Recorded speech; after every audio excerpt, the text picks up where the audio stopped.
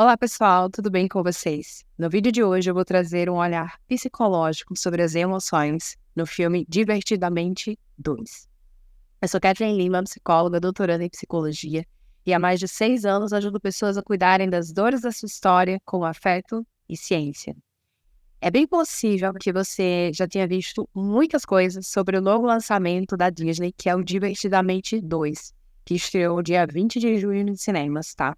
E muitos psicólogos, assim como eu, ficaram ensandecidos com o Divertidamente 2. Muitas pessoas não sabem, mas a chegada do Divertidamente 1, lá em 2015, ele foi considerado uma virada-chave no nosso trabalho. Naquela época, os recursos para psicoeducar emoções ainda eram muito escassos, tá? E ver o filme da gigante Disney contribuir para o nosso trabalho e para o desenvolvimento socioemocional naquela proporção foi algo muito, mas assim, muito importante para nós psicólogos, tá? As representações de cada emoção e do percurso psicológico daquela protagonista, que já proporcionava um debate sobre inteligência, sobre regulação emocional, no primeiro filme ele retorna, tá, de uma maneira ainda mais enfática na sequência de 2024. Então, o lançamento Divertidamente 2, ele me deixa, enquanto psicóloga, ainda mais feliz por causa da contemplação de novas emoções, que são a ansiedade, inveja, vergonha e o tédio, tá?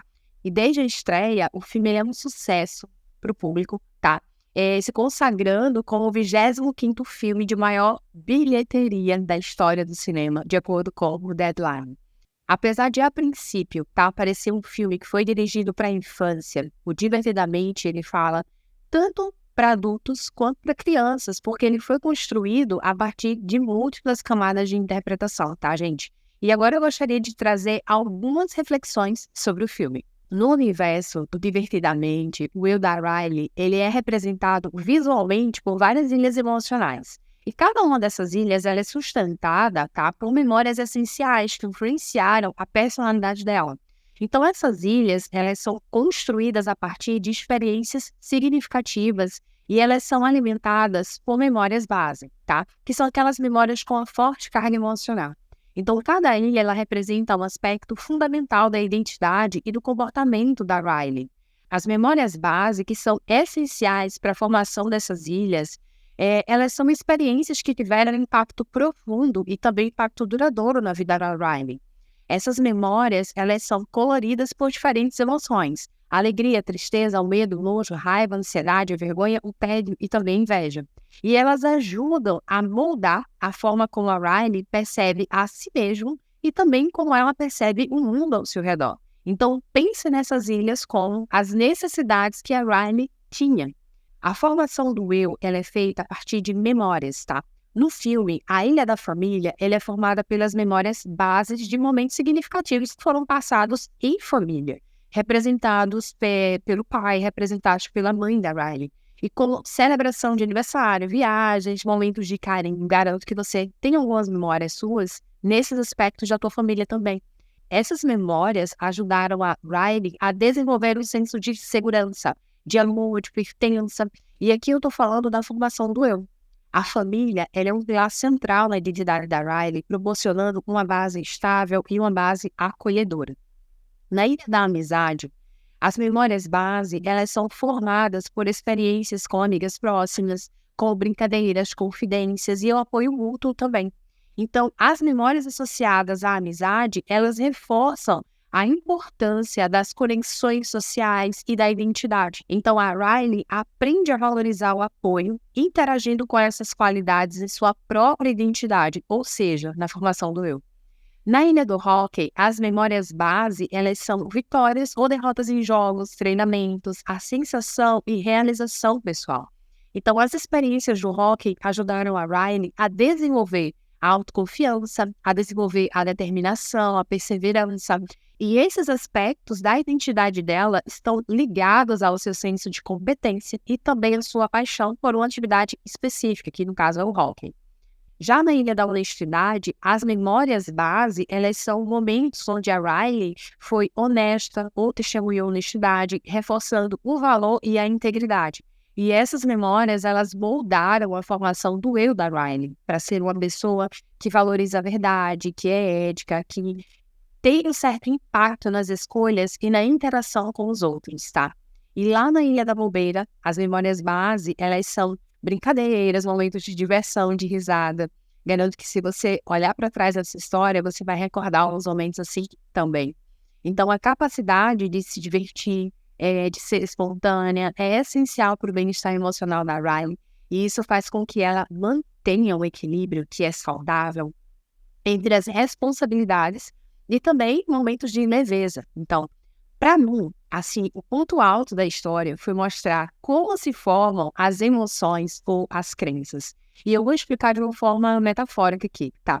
Quando uma experiência de vida, ela carrega uma bagagem emocional, os pensamentos associados àquela situação podem formar raízes na sua memória. Então, conforme as novas situações, elas validam aquele pensamento como um fato, forma-se uma convicção. E isso pode acontecer quando uma mesma experiência se repete várias vezes, ou quando nós ouvimos a opinião de alguém que é muito importante para nós. Por exemplo, um pai, uma mãe, ou uma figura que foi significativa para a gente. E também acontece quando os nossos diálogos internos jogam contra a gente, tá? A boa notícia é que uma convicção, ela pode ser questionada e invalidada, e ela também pode se tornar apenas uma memória, ou, no melhor dos casos, um aprendizado. Sendo assim, saber questionar as crenças e extrair aprendizados de situações difíceis é pura inteligência emocional. No Divertidamente 2, novas emoções como a ansiedade, a inveja, a vergonha e o tédio, elas são introduzidas, tá?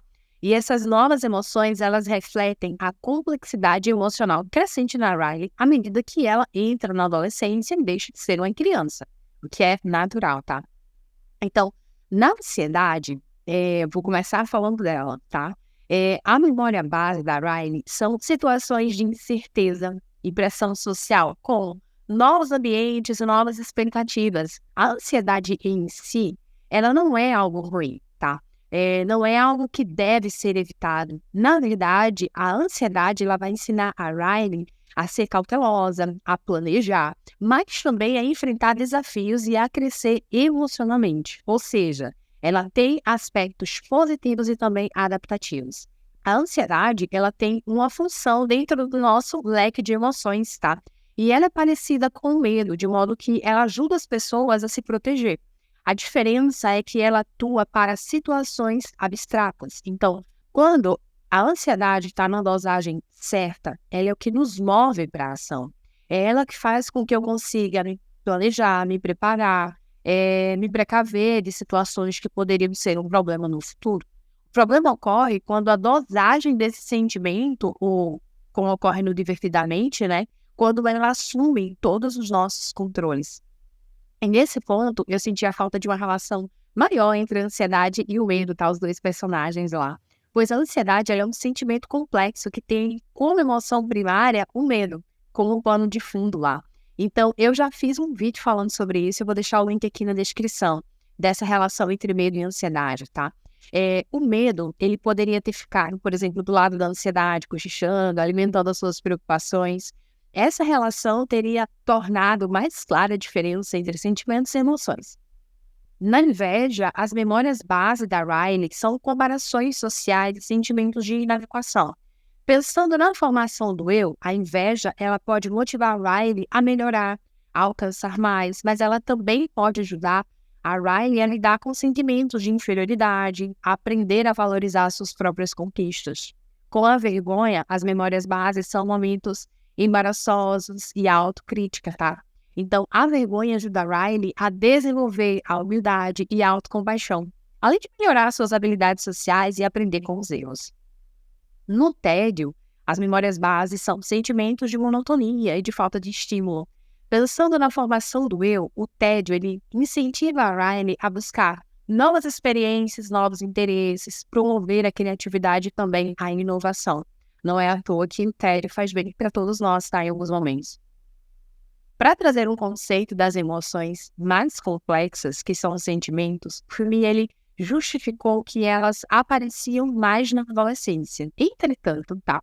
Uma criança ela já é capaz de ter sentimentos complexos à medida que o raciocínio lógico da criança vai se consolidando. Quem convive com crianças pequenas assim como eu que tenho um bebê de 1 ano e 10 meses, sabe que elas são capazes de sentir ciúmes, inveja, insegurança, vergonha e por aí vai, tá? Então, eles poderiam ter mostrado que existe um grande universo no Divertidamente, além das emoções e sentimentos mostrados no filme. A gente tem cerca de 27 emoções primárias e centenas de sentimentos. É claro que seria complexo retratar tudo isso no filme, né? Mas quem sabe, no final, eles poderiam ter colocado vários universos na cabeça da personagem, mostrando a complexidade e o sentimento do que é ser humano. E aqui, é importante você saber que o eu da Riley, assim como o nosso eu, ele é uma construção complexa e dinâmica, formada pela integração de diversas memórias emocionais significativas. As ilhas emocionais, elas servem como uma metáfora, tá? Para alguns aspectos centrais da sua identidade. E cada uma dessas ilhas ela é sustentada por memórias base que carregam uma intensa carga emocional. À medida que a Riley cresce e enfrenta novos desafios, as suas memórias e emoções elas continuam a evoluir, refletindo a natureza contínua e adaptativa do desenvolvimento da personalidade. E com a gente também acontece mesmo, tá? As emoções e os processos cognitivos, eles são interdependentes e eles se influenciam mutuamente. As emoções, elas desempenham um papel crucial na nossa tomada de decisão, na formação das nossas memórias, na construção da nossa identidade pessoal. E a integração de emoções e cognição ajuda a formar uma visão coerente e integrada do eu, de quem nós somos. Ou seja, o Divertidamente 2, ele mostra como as emoções não apenas afetam as memórias e as experiências, mas também como elas são fundamentais para a construção de um senso de identidade que é coeso, que é adaptativo, tá?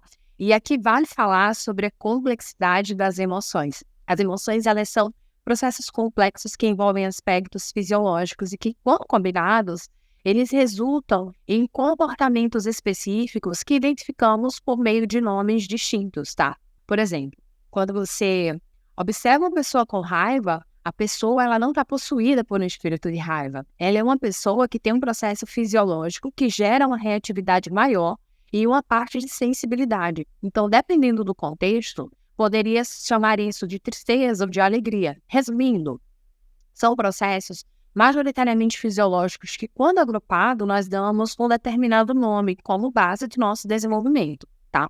No filme Divertidamente 2, as novas emoções da Riley, elas têm um grande destaque, tá? Mas especificamente a ansiedade, a vergonha, o tédio e a inveja. Então, é comum associar essas emoções ao polo das emoções ruins. Mas isso de emoções ruins, ela tem uma relação direta com a nossa cultura. As emoções, elas são culturais. O que nós aprendemos a nomear como emoções boas ou ruins, elas são fatores aprendidos com base no nosso contexto. Na maioria das vezes, nós devemos lembrar do nosso contexto e do modelo social que nós vivemos e que muitas emoções negativas são vistas como pouco produtivas dentro desse modelo que nós temos. Por exemplo, uma pessoa ansiosa ou com tédio, ela é vista com maus olhos, né? Por não estar produzindo. Uma pessoa triste ou como deprimido, ela também é vista como pouco produtiva. Uma pessoa com raiva que não está sob o seu controle, né, administrando aquela raiva, ela é vista como irracional, como descontrolada. Então, os seres humanos, eles são complexos e ele tem várias emoções e modos de funcionamento.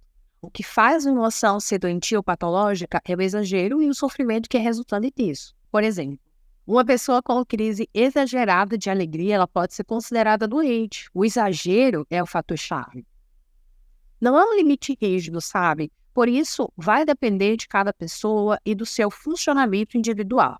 O que nós podemos ver ao longo do filme é que a parte do desequilíbrio causado pelas novas emoções da Riley resultante de uma vontade de pertencer ao novo ambiente social no qual ela está inserida, que é se provar como uma boa jogadora de hóquei, fazer novas amizades e, consequentemente, ser aceita no seu ambiente social naquele momento que ela está em um acampamento de verão. Diante desse cenário, as novas emoções tomam conta da Riley, de certa maneira, e faz com que ela manifeste comportamentos que não estão de acordo com as suas antigas convicções e com as suas crenças.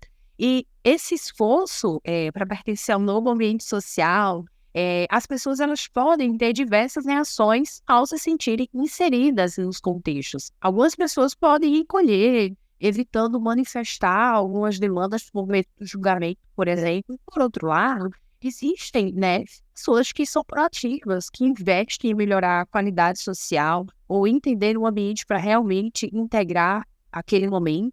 E esse é o caso da Riley, que apesar de optar por se distanciar das suas amigas, né, ela acaba por investir em observar e entender o comportamento das garotas no grupamento.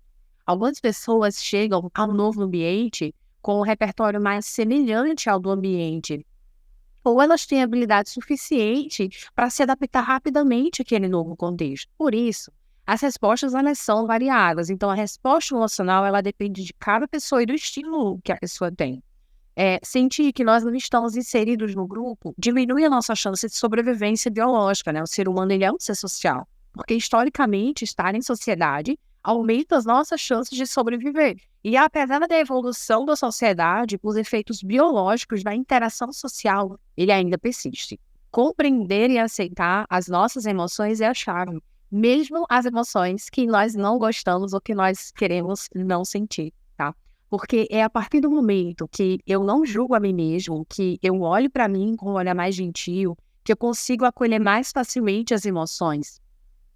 E daí essa é a importância de ter autocompaixão. Afinal, uma pessoa que se cobra muito, que é muito rígida consigo mesmo, dificilmente ela vai criar um espaço interno para se permitir vivenciar todas as emoções. E é assim que eu reconheço que eu tenho valor, que eu mereço ser cuidada. Afinal, eu não estou falando de uma compaixão com o outro, tá? É sobre ter compaixão consigo mesmo. Eu estou falando que eu mereço esse amor, que eu estou segura para abrir espaço para as minhas emoções.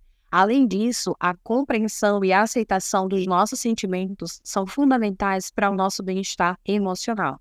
Sentimentos como ciúme, ansiedade, raiva, medo, inveja são naturais e fazem parte da nossa experiência humana. Em vez de julgá-los como bons ou ruins, é importante reconhecer essas emoções e aprender a lidar com elas de uma maneira mais saudável, tá? Até porque reprimir sentimentos considerados negativos pode levar a problemas emocionais e físicos ao longo do tempo. E julgar as nossas emoções nos impede de entender as origens e a mensagem, o que pode levar a comportamentos impulsivos e decisões baseadas em reações automáticas. Sem a consciência emocional, nós perdemos a oportunidade de crescer e nos desenvolver pessoalmente. Compreender e aceitar os nossos sentimentos nos ajuda a desenvolver empatia, compaixão, resiliência. E, como consequência, essa maturidade emocional nos permite responder a situações de uma forma equilibrada e construtiva, melhorando os nossos relacionamentos, promovendo o nosso bem-estar geral. Além disso, o roteiro do filme ele foi construído com a supervisão de psicólogos e neurologistas que procuraram adaptar as complexas explicações sobre o nosso funcionamento cerebral para termos acessíveis para os leigos, tá? E isso funciona com a psicoeducação para nos ajudar a entender o funcionamento do nosso cérebro, permitindo que nós lidemos melhor com os nossos sentimentos. O filme nos incentiva a analisar situações de maneira diferente e a estar mais atentos às conexões que nós fazemos, tá? Após assistir o filme, você provavelmente ficou refletindo sobre quem está no comando do seu cérebro e quais sentimentos estão envolvidos nessas interações. Me conta aqui nos comentários qual emoção está comandando o seu cérebro, tá? Quero saber. Quando nós temos consciência de como o nosso corpo ele processa as experiências vividas, nós entendemos melhor os nossos conflitos emocionais, nós respeitamos as nossas limitações internas e, ao mesmo tempo, nós podemos escolher desafiar essas emoções. Além disso, o filme ele revela vários aspectos importantes sobre como as emoções influenciam os nossos pensamentos e comportamentos. A terapia cognitivo-comportamental foca nessa inter-relação entre pensamentos, emoções e comportamentos. E o filme exemplifica essa dinâmica de uma maneira brilhante, tá? O Divertidamente 2, ele explora não só as emoções primárias, como também os sentimentos que são as experiências mais subjetivas dessas emoções, como ansiedade, tédio, vergonha e inveja. Então, de todos os sentimentos, a ansiedade ela ganhou o papel de protagonista na sala de comando lá das emoções. Particularmente, eu adorei a cena da ansiedade comandando os projetistas do futuro, sabe? Que desenhavam cenários pessimistas para o futuro da personagem. Quem nunca passou por essa experiência de imaginar os cenários mais catastróficos ou os cenários mais desafiadores, né? E o mais legal foi perceber que essa análise de risco ela pode ser útil, tá? Assim como também pode ser um tremendo gasto energético desnecessário. Então, quando a alegria ela se propõe a fazer o papel do otimismo e ela sugere cenários futuros mais possíveis, ela ensina, tá? De maneira brilhante, ela ensina que nós podemos perguntar também e o que de melhor pode acontecer se eu decidir tomar esse risco na minha vida. A ansiedade, assumindo o papel de personagem principal, mostrou o quanto pode ser frustrante e perigoso vincular a regulação emocional a fatores externos, como a validação dos outros, tá? Além de deturpar o senso de identidade, o estado emocional ele passa a ficar dependente de fatores que estão fora, assim, completamente fora do nosso controle. O ideal é vincular as emoções aos seus valores mais intrínsecos, tá? Aquilo que, de fato, você acredita ser a sua essência. Ao assumir a responsabilidade pela tua regulação emocional, você ganha mais liberdade e também mais maturidade. Uma das maiores dificuldades dos indivíduos é identificar emoções, gente. A partir do momento que as nossas emoções elas são nomeadas, é mais provável que você consiga entender o teu funcionamento e a forma como essas emoções elas influenciam o teu comportamento. Então, para saber lidar com emoções, é preciso conseguir investigar as origens, porque toda emoção tem uma função por trás dela, né? E para entender, nós devemos conversar com essas emoções, ou seja, entrar em contato com as nossas emoções. A partir do momento que eu reconheço quais são as funções por trás de uma emoção, eu consigo entender o porquê ela se apresenta naquele momento. Por exemplo, se eu entendo que a função da tristeza na minha vida é a de falar para as pessoas que eu amo, que eu preciso de cuidado, eu posso me fazer a pergunta, tá? Qual situação aconteceu que está fazendo com que eu me sinta com mais necessidade de cuidado, né? Qual a situação que está fazendo eu me sentir com essa necessidade de cuidado aqui? E esse processo ele é essencial para que a nossa emoção ela cumpra o ciclo completo e possa ser passageira, tá? E geralmente o que acontece é que as pessoas elas não sabem lidar com as emoções porque a gente não aprende isso socialmente, né? Nós não temos aula de educação emocional na escola ou uma disciplina de regulação emocional na graduação. E, como consequência, ao invés de conseguir ouvir o que as emoções têm a dizer, nós podemos ficar nos esquivando e fugindo dessas emoções, colocando elas lá no cantinho, de alguma maneira. Ao identificar e nomear as emoções que sentimos, nós podemos saber o que elas querem nos contar, tá? E só assim nós podemos lidar com essas emoções. E aqui vão 5 dicas de como viver e sentir cada uma delas de uma forma mais equilibrada.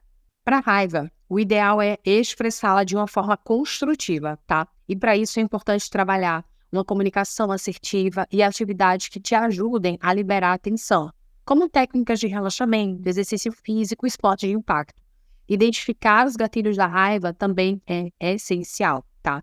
A ansiedade, ela vai exigir que os nossos modelos de pensamento que geram as emoções, eles sejam percebidos e modificados, o que pode ser feito com psicoterapia. Além disso, uma rotina equilibrada, com pausas, exercícios físicos, momentos de lazer também ajudam, assim como técnicas de relaxamento, tá? Trabalhar a autoconfiança, a autoaceitação, a autocomunicação aberta ajuda a lidar melhor com os ciúmes. Então é preciso também identificar a origem da insegurança e conversar com seu parceiro, com sua parceira, de formas não acusatórias, tá? Outras atividades que podem ajudar a desenvolver hobbies e interesses próprios. Lidar com inveja também vai pelo caminho da autoconfiança, trabalhando também a autoestima, o autoconhecimento. E além disso, você pode praticar a gratidão, focar nas suas próprias qualidades e também nas suas realizações. Transforma a inveja em admiração também uma forma de inspiração, tá? Para o teu próprio crescimento. Para o medo, o ideal é se expor gradualmente a situações que causam essa emoção. Além disso, você pode usar técnicas de respiração, de visualização positiva, outra estratégia é psicoterapia, tá? Que vai possibilitar o desenvolvimento de algumas ações de enfrentamento. Para autocompaixão, que é ter carinho consigo, um bom exercício é pensar em situações suas como se fossem vividas por alguém que você ama, tá? Ao pensar que um amigo, por exemplo, você pode fazer a reflexão do que você falaria para aquele amigo que está numa situação parecida com a sua, né? O que eu falaria para essa pessoa querida que eu amo se ela tivesse com os mesmos sentimentos que eu? Muitas vezes, você não criticaria os outros, né, não gritaria com o outro, muitas vezes você seria mais compreensivo, mas com você, você faz tudo isso, tá? Além disso, a psicoterapia pode ajudar aqueles que têm dificuldade de se acolher e acolher os próprios sentimentos. Se você chegou até aqui, parabéns. Se você encontrou valor nesse conteúdo, ou se esse conteúdo te ajuda de alguma maneira, deixa um like, se inscreve aqui no canal para acompanhar mais vídeos assim. E, claro, não esqueça de deixar o teu comentário, compartilhando suas experiências e perguntas, tá? Cuide bem da sua saúde mental e até a próxima.